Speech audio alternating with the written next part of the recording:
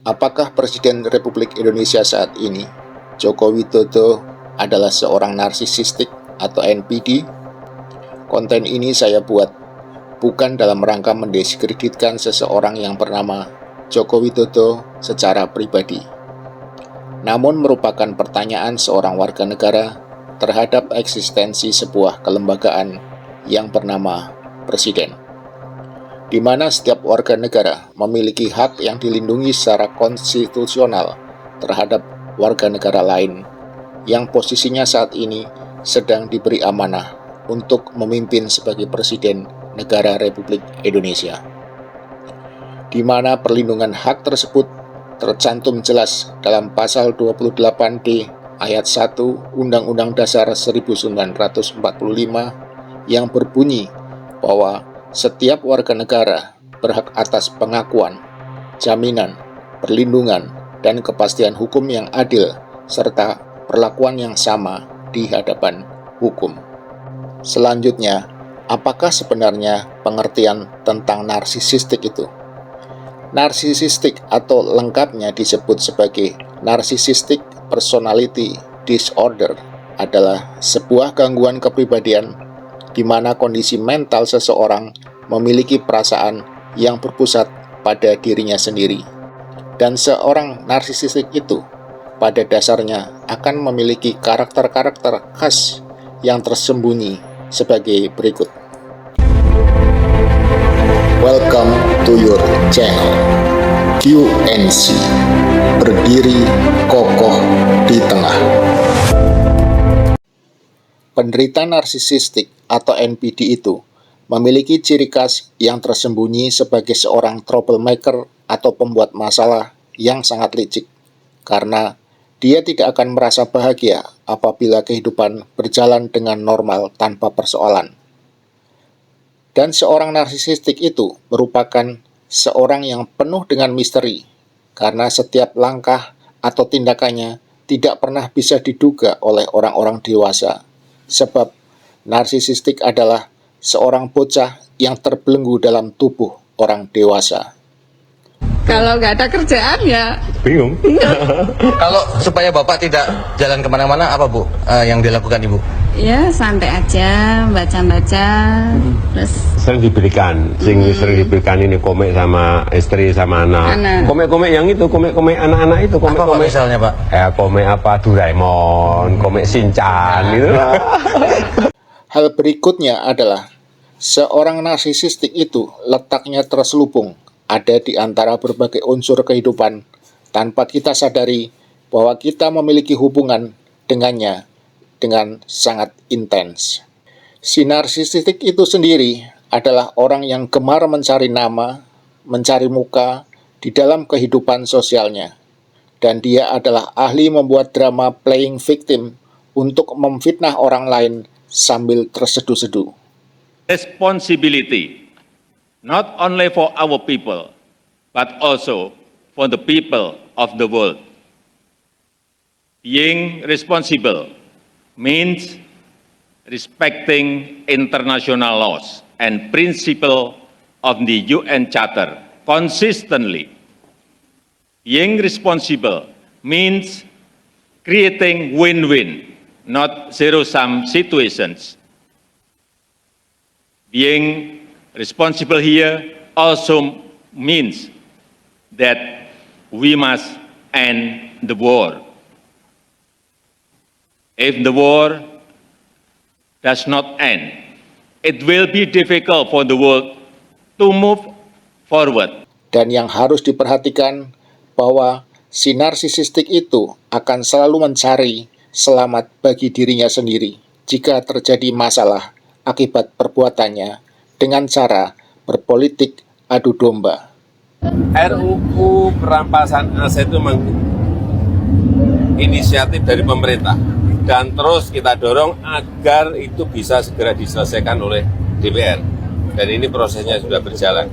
Kita harapkan dengan undang-undang perampasan aset itu ya akan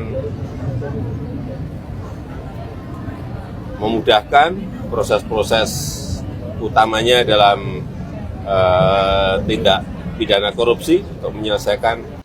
Dan si narsistik itu adalah seorang plot twist yang sangat parah. Apa itu artinya?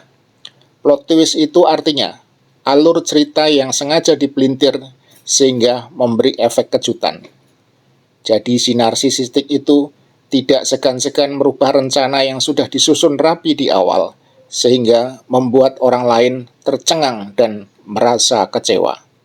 Jadi pemimpin yang mikirin rakyat itu kelihatan dari penampilannya, dari kerutan di wajahnya. Lihat rambutnya, wah kalau rambutnya putih semua, nah ini mikir rakyat ini. Dan ingatlah, si narsistik itu adalah merupakan si wajah imut yang berperilaku sebagai tukang sikut. Dengan kata lain, dia adalah musuh dalam selimut. Mengenai putusan MK, silahkan ditanyakan ke Mahkamah Konstitusi. Jangan saya yang berkomentar. Silahkan juga pakar hukum yang menilainya. Saya tidak ingin memberikan pendapat atas putusan MK, nanti bisa disalah mengerti seolah-olah saya mencampuri kewenangan yudikatif. Kemudian Pak, Mas Gibran akan maju sebagai calon wakil presiden ya Pak? Pasangan capres dan cawapres itu ditentukan oleh partai politik atau gabungan partai politik. Jadi silahkan tanyakan saja ke partai politik. Itu wilayah parpol. Dan saya tegaskan, saya tidak mencampuri urusan penentuan capres atau cawapres. Tapi begini, kalau informasi yang gue dapetin bahwa ini dari narasumber kita ya yang sudah tahu juga proses di dalam seperti apa. Ada instruksi, ada semacam instruksi dari orang dekat Jokowi. Kayak kita mention aja lah ya, Pratikno yang memberitahukan kepada Prabowo supaya segera mengeluarkan atau menggemakan Prabowo Gibran. Prabowo Gibran ini ya. Ya, ini ada semacam instruksi itulah dari Pratikno yang kita tahu Pratikno adalah orang dekat dari Jokowi. Dan kemudian Prabowo menginstruksikan partainya untuk memulai deklarasi Prabowo Gibran. Nah, inilah letupan-letupan ini kemudian muncul kan dalam waktu yang sangat cepat dan di mana-mana gitu loh. Tangsel Solo juga Solo. DPC Gerindra kan. Ya, gila-gilaan memang seperti itu. Ya, artinya ini memang sudah ada desain ya, Mas. Desain, dan tidak mungkin kalau kemudian seorang Jokowi atau presiden kita ini ya tidak punya andil di sini kan. Ya nggak mungkin lah seorang menteri sekretaris negara kemudian memerintahkan atau meminta bergerak tanpa gitu kan. perintah gitu loh. Ya. Karena kelicikannya, si narsistik sangat tahu tentang aturan-aturan yang berlaku untuk playing the game, mempermainkan para korbannya. Dan bagi narsistik, tidak ada istilah kawan atau lawan, karena bagi dia, segala cara akan dihalalkan demi mencapai kepentingan pribadinya. Inilah para pejuang pembela ijazah sarjana Jokowi. Mereka menyebut dirinya sebagai kawan seangkatan Jokowi di Fakultas Kehutanan UGM. Rame-rame tunjukkan ijazah asli mereka dengan format sama seperti ijazah Jokowi dan kondisi yang masih bersih rapi seperti roti keluar dari pemanggangan. Semoga suatu saat kelak ijazah mereka bisa dibuktikan dengan ilmu forensik demi integritas intelektual alma mater. Saat orang-orang mengidentifikasi kesalahannya, justru narsistik akan berbuat layaknya baling-baling pedang. Dia akan menunjukkan sikap garang meski dalam posisi salah.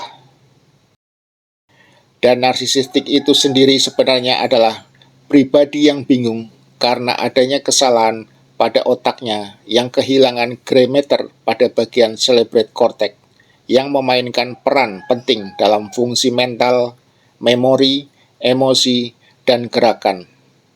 Dan pada akhirnya, pada jalan yang buntu, si narsistik akan menolak linglung saat tidak bisa memberikan jawaban atas sebuah pertanyaan.